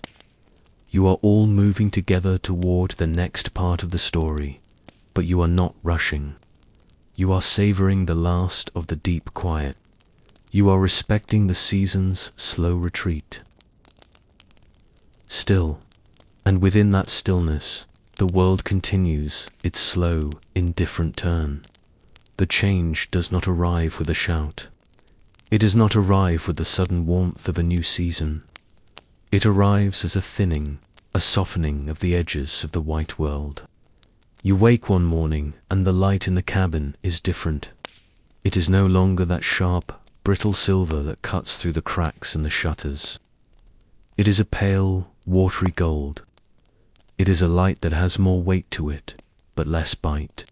You lie in the bed, under the same heavy quilts, and you listen. The sound of the wind has changed. For months, it was a high, thin whistle, a sound of the void. Now, it is a low, heavy sigh. It moves through the bare branches of the few trees with a sound like a distant sea. It is a wet wind. It carries the scent of things that have been hidden for a very long time. You move to the door.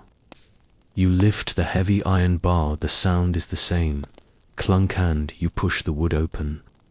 For the first time in many weeks, the door does not encounter a wall of solid snow. The drift has retreated. It has shrunk away from the cabin walls, leaving a gap of a few inches. You step out onto the threshold. The air hits your face, and it does not freeze the breath in your throat. It is cold, yes, but it is a damp, heavy cold. It smells of wet wool and old, frozen grass. You look down at your feet. There, right against the south-facing logs of the cabin, is a small patch of bare earth. It is not a beautiful sight. It is a patch of dark, sodden mud, perhaps the size of a dinner plate. It is covered in a thin layer of grey, decaying grass from the year before. But it is the earth. You look at it for a long time. You do not feel a rush of joy. You do not feel a sense of relief. You simply observe the fact of the dirt. You step on it with your heavy leather boot. The ground is soft. It gives way beneath your weight with a quiet, squelching sound. Slowish, it is a new sound. It is a sound of the transition. The frost is still deep in the ground, a foot or two below the surface, but the skin of the world is beginning to wake up. It is becoming a world of mud. This is the beginning of the long grey wait. If the winter was a time of white silence, this early spring is a time of brown monotony. The snow is no longer a pristine, sparkling sheet. It is becoming patchy and honeycombed. It is turning the color of wood ash and old bone. It is receding from the high spots, leaving behind islands of dead, wet grass. You walk to the woodpile, and your boots are no longer clean. They are coated in a thick, heavy layer of dark clay. Every step requires more effort.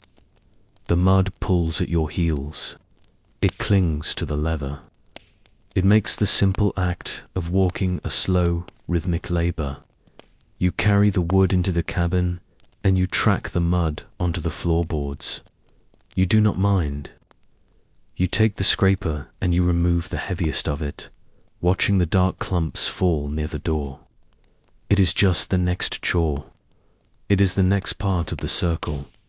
Inside the cabin, the atmosphere has shifted. The air is no longer dry. It is heavy with the moisture of the thaw. The wool of your clothes feels different. It is slightly damp, holding on to the humidity of the outside. The smell of the room is changing. The wood smoke is still there, but it is joined by the scent of the damp earth and the wet logs. You sit by the fire, and you notice that you do not need to sit quite so close. The heat of the embers travels a little further. The cold at your back is not quite so sharp. You are still wearing your layers. You are still wearing your heavy coat and your wool stockings. You do not take them off. You know that the winter is still watching. You know that a sudden freeze could return tomorrow, turning the mud back into iron and the mist back into ice. You move with the same caution. You move with the same economy of motion. You look at the woodpile again. It is very small now. The great mountains of fuel that you stacked in the autumn have been burned away, turned into the warmth that kept you alive, and then turned into the ash that you spread on the path. You look at the few remaining logs, and you feel a quiet sense of timing. You have moved through the stores with a steady hand. You have outlasted the deepest part of the year. There is no pride in this. It is just the result of the routine. It is the result of the endurance. You pick up a piece of wood and you feel its weight. It is lighter than the logs you burned in December. The wood has dried in the cold. It is ready to give up its final heat. The days are longer now. The sun stays in the sky until 5, then 6. The twilight is no longer a deep, cold blue. It is a pale, lingering grey. You sit by the window and you watch the world lose its edges. The snow is disappearing in the hollows, creating small, dark ponds of meltwater. You listen to the sounds of the water. It is a new music. It is no longer the plink of a single icicle. It is a low, constant murmur. The water is finding its way through the snow. It is running under the crust, carving tiny tunnels in the ice. It is moving toward the creek. You can hear the creek now. For months, it was silent, a frozen road of white. Now, it is beginning to speak. It is a muffled, grinding sound, the sound of the ice breaking apart and rubbing against itself. Grind, chug. It is a slow, heavy movement. The water is pushing against the weight of the winter. You see the first of the birds. It is not a songbird. It is a crow, a large black shape against the grey sky. It sits on the top of a dead tree and it calls, caw. Caw, the sound is harsh and lonely. It is not a sound of spring joy. It is a sound of survival. The crow is looking for the things the snow has uncovered. It is looking for the remains of the year. You watch the bird as it spreads its wings and flies over the white and brown landscape. It moves with a slow, heavy beat. You feel a kinship with the crow. You have both survived the dark. You are both still here, moving through the grey light. The chores of the cabin are changing, but they are not ending.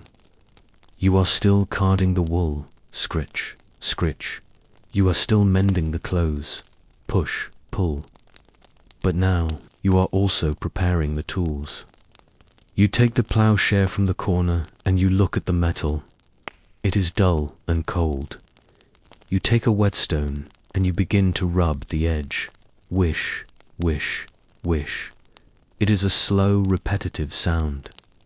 You are not thinking about the field. You are not thinking about the seeds. You are just sharpening the metal. You are just preparing for the next loop of the circle. The movement of the stone on the steel is a meditation. It is a way of staying in the moment while the world shifts around you. The meals are the same. The salted pork is almost gone. The flour barrel is low. You eat a little less now, not because you are afraid, but because your body doesn't seem to need the heavy fuel of the deep winter. You eat slowly, watching the steam rise from your bowl. The light from the window is strong enough now that you do not need the candle at the table. You see the faces of your family clearly. They look older. Their skin is pale and their eyes are tired. You see the lines of the winter in their foreheads. You do not talk about it. You do not ask how they feel. You all know. You have all been in the same dark place. You are all emerging together, like stones being uncovered by the melting snow. The isolation remains, but it is a different kind of isolation. The distance is still there, but the wall is gone. The snow is no longer high enough to block the door. The trails are beginning to appear, though they are now rivers of mud. You still do not see any neighbors. You still do not hear any voices. But you know they are out there. You know they are also stepping out onto their thresholds. You know they are also scraping the mud from their boots. You are all part of the same silent awakening. You are all moving toward the same grey morning. The time of the deep stillness is over, but the time of the work is beginning. You feel the weight of the coming year. It is a different kind of weight than the quilts. It is the weight of the labor. You think about the mud that will have to be turned. You think about the wood that will have to be cut. You think about the miles that will have to be traveled. There is no excitement in these thoughts. There is only a quiet acceptance. This is the life you have chosen. This is the rhythm of the frontier. You do not ask for it to be easy. You only ask for the strength to continue. You find yourself sitting on the stool by the door in the late afternoon. The sun is low, hitting the side of the cabin with a faint, warm glow. You have your coat open for the first time. You feel the air on your neck. It is cool, but it is not freezing. You watch the shadows of the trees. They are reaching out over the patchy snow, long and thin. You listen to the sound of the world. The water, a steady, rushing sound from the distance. The creek is winning its battle with the ice. The mud, the sound of the ground breathing. A tiny bubbling sound as the air escapes the wet earth. The wind, a soft, rushing sound in the high branches. It is a wind that has traveled over thousands of miles of softening snow. You are in a state of suspension. You are between the white and the green. You are between the rest and the work. It is a grey time, a quiet time, a time of no names. You find that you like this time. It is honest. It doesn't promise anything. It just is.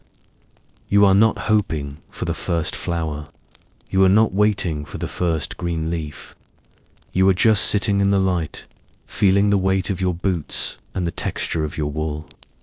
You are a human being, and you have made it through. The sunset is slow. The sky turns a pale, bruised purple, then a deep, heavy indigo. Good night.